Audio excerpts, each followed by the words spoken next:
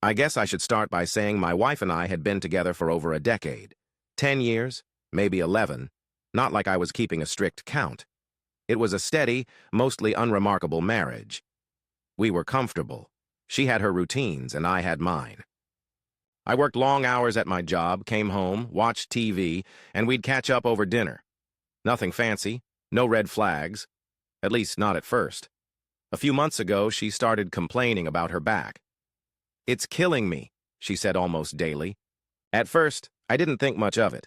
We're not as young as we used to be, and aches and pains are part of the package deal. I suggested some stretches or maybe hitting the gym. "It helps me," I said, but she dismissed it. "That's not going to work for me," she'd say with a wave of her hand. Then one day she told me she wanted to try massage therapy. Said she'd heard good things about a place downtown. Sure, why not, I said. I wasn't about to argue over a couple of massage sessions. If it helped her, great. She booked an appointment, and soon she was going 3 times a week. I thought, nothing of it. It wasn't like massages cost a fortune or anything. A month passed, and one evening over dinner I asked, "So how's the back? Feeling better?"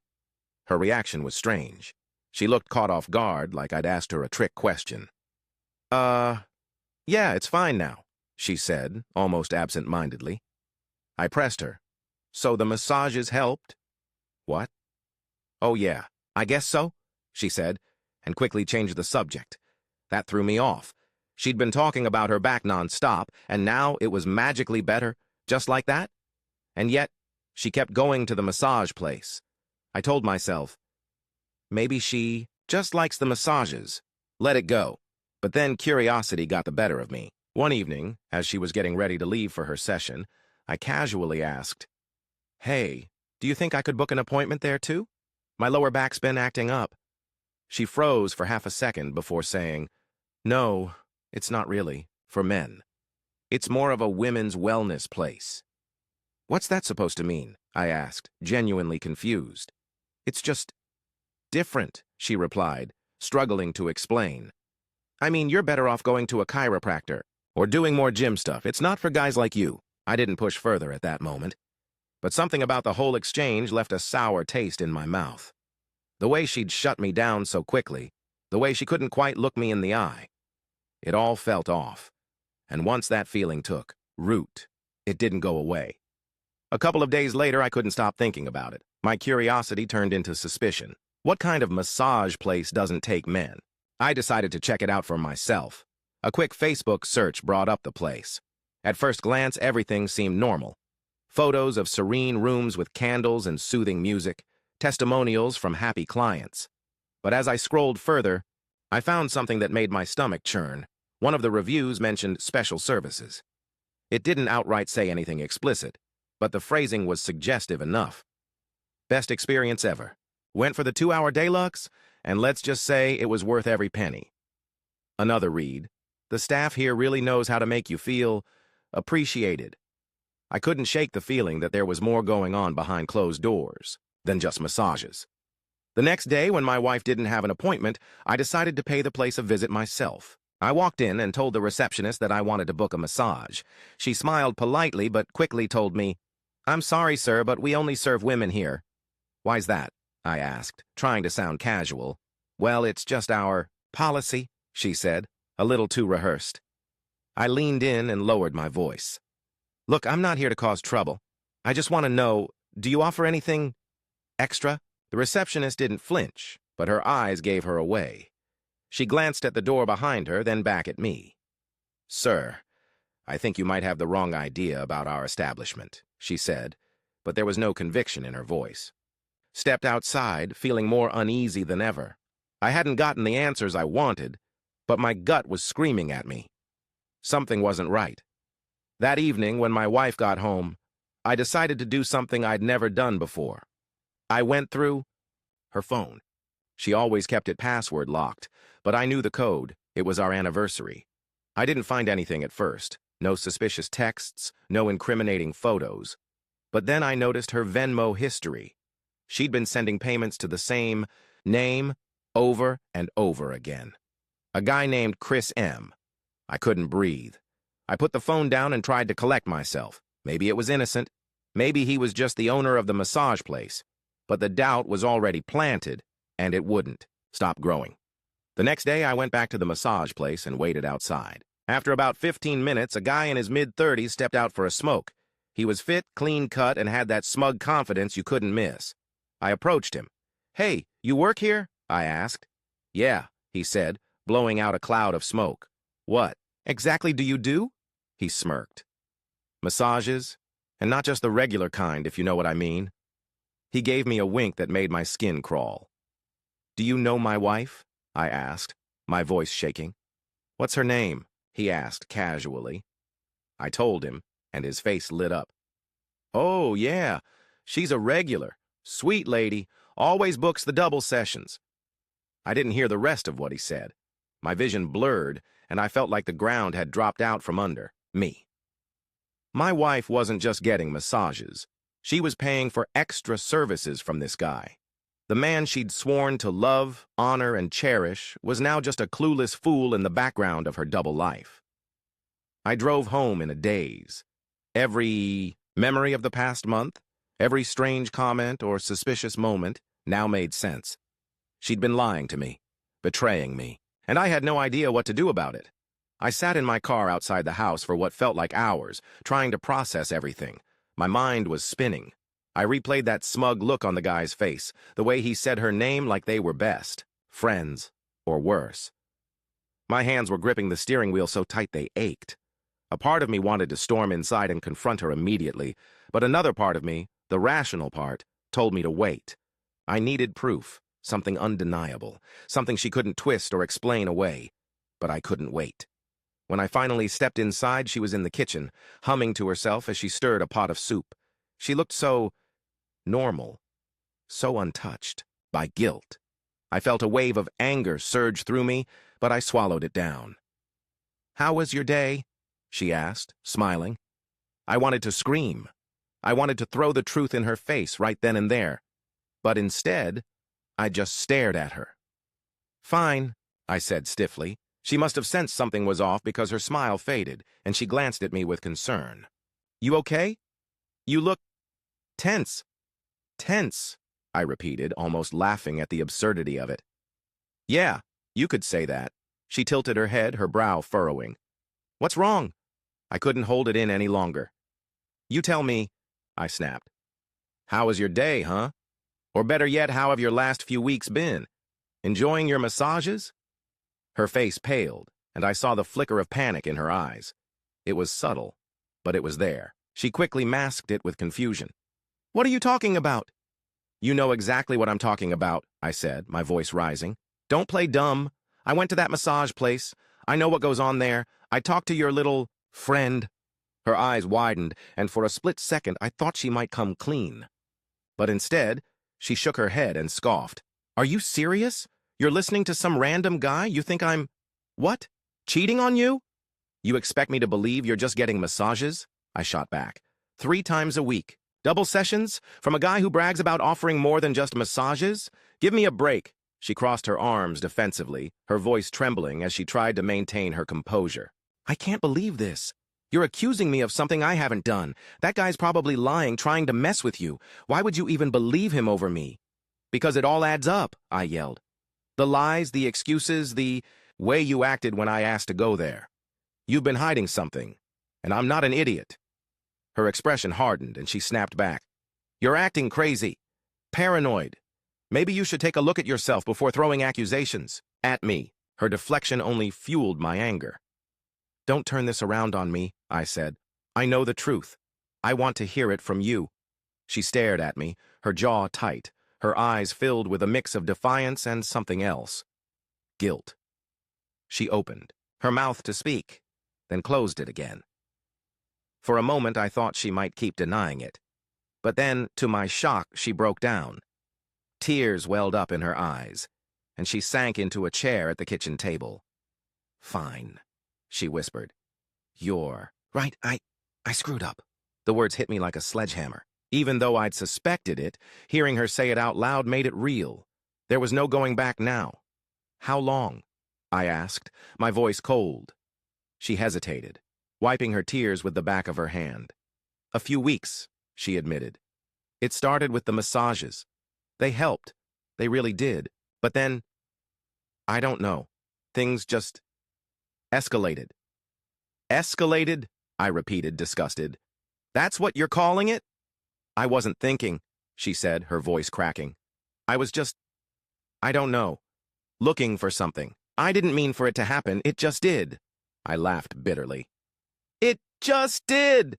That's your excuse? Do you even hear yourself right now? She looked up at me, her face streaked with tears. I didn't want to hurt you. I don't even know why I did it. I've been feeling so lost lately. Like I'm not even myself anymore. I thought maybe, I don't know, maybe I'd feel better. And do you? I demanded. Do you feel better now? Was it worth it? She didn't answer. Her silence was all I needed to hear. That night I packed a bag and left. I didn't want to be in the same house as her. I couldn't even look at her. I crashed at my buddy Greg's place, and for the next few days I ignored all her calls and texts.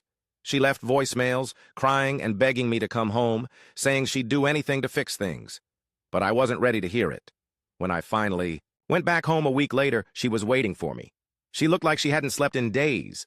The moment I walked in, she ran to me, throwing her arms around me, but I didn't hug her back. I've been thinking about everything.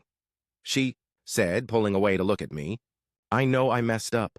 I know I broke your trust and I don't deserve your forgiveness. But I love you. I do. And I want to make this work.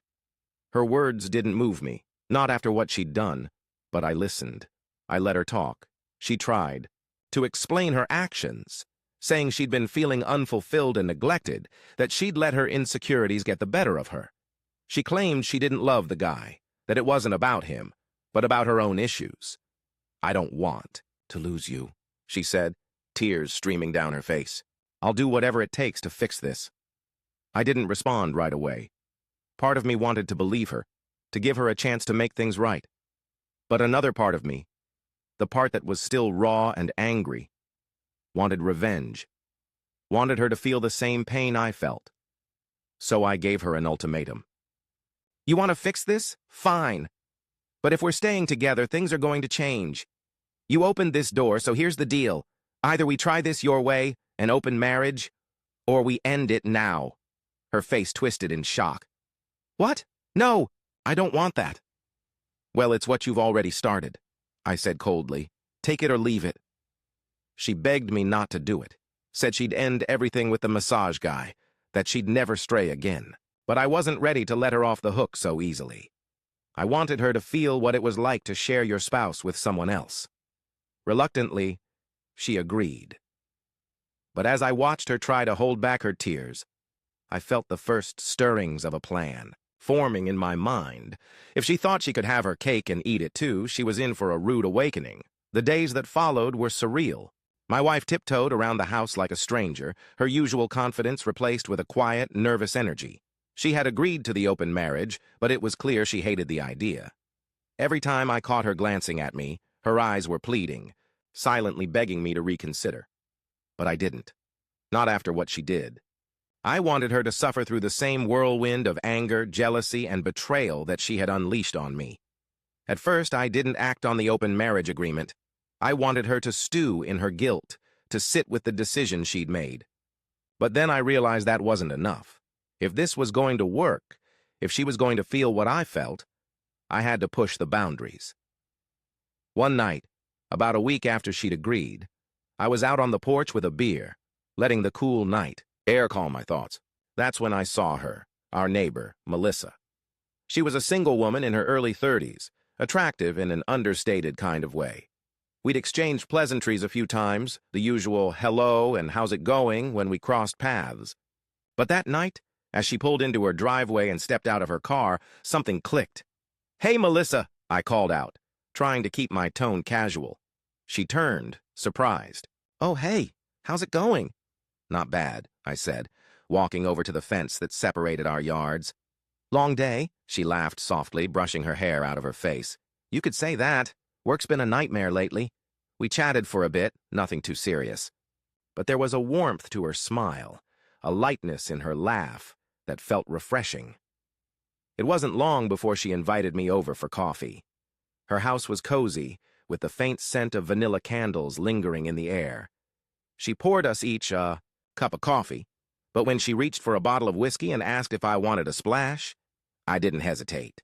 We talked for hours, and for the first time in weeks, I felt like myself again, like a man who was seen and appreciated. She didn't pry into my personal life, but when I mentioned that things were complicated at home, she didn't press for details. Instead, she just listened. One thing led to another, and before I knew it, we were in her bedroom. It was electric, passionate in a way that I hadn't felt in years. For a brief moment, I forgot all about my wife and the mess she'd just created. But the moment didn't last. As I lay there afterward, staring at the ceiling, the weight of what I'd done started to settle in. This wasn't who I was, or at least it hadn't been. When I got home the next morning, my wife was waiting for me. She was in the kitchen, making breakfast like everything was normal. But when she saw me walk in, wearing the same clothes as the night before, her face fell. "Where were you?" she asked, her voice trembling. "Melissa's," I said bluntly, not even trying to soften the blow. "She invited me over for coffee." The color drained from her face. "You're joking." I sat down at the table, deliberately calm. "You said you wanted to fix this. This is what fixing it looks like, isn't it?" She stood there, frozen, the spatula in her hand shaking. "I didn't think you'd actually—" She stopped mid-sentence, her voice breaking. "What? Do the same thing you did?" I snapped, my anger bubbling to the surface. "You don't get to act shocked. You opened this door." She turned away, gripping the edge of the counter for support. "I didn't mean for it to be like this. I never wanted us to fall apart." "Then maybe you should have thought about that before you started sleeping with some guy at a massage parlor," I shot back. She didn't respond. She just stood there, shoulders shaking as she silently cried. Part of me felt satisfaction seeing her like that, but another part, one I wasn't ready to acknowledge, felt a pang of guilt. I hated what we'd become. The next few weeks were a blur of awkward silences and tense arguments. I continued seeing Melissa, and I made no effort to hide it. Every time I came home late or spent the night away, my wife would watch me with that same mix of anger and heartbreak. She tried to keep up appearances, cooking dinner and asking about my day, but I could see the cracks in her facade. One night, she finally snapped. "I can't do this anymore," she said, her voice barely above a whisper. "Then don't," I replied coldly. "You made your choice." She shook her head, tears streaming down her face. "I was wrong. I see that now. But this, what you're doing, it's not going to fix anything. It's just making everything worse." "Good," I said, my voice hard. "Because that's exactly how I felt when I found out what you did. Like everything was worse." She flinched, like I'd slapped her. "I'm sorry," she said, her voice breaking. "I'm so sorry." Her apology didn't move me. "Not anymore." "Sorry doesn't change anything," I said. "It doesn't undo what you did." Eventually, the cracks in our marriage became impossible to ignore. I kept seeing Melissa, and my wife grew more distant with each passing day. She stopped trying to cook or clean, stopped pretending that things were salvageable. One night, as I was packing a bag for another night at Melissa's, she came into the bedroom. "Is this what you want?" she asked quietly. "To tear us apart completely?" I didn't answer right away. I stared at her, taking in the woman I'd once loved, the woman who had betrayed me in the worst possible way. "I don't know what I want," I admitted, "but I know I can't keep living like this." She nodded, her face pale. "Maybe it's time we stop pretending." A week later, I moved out for good. I stayed with Melissa for a while, but even that didn't last.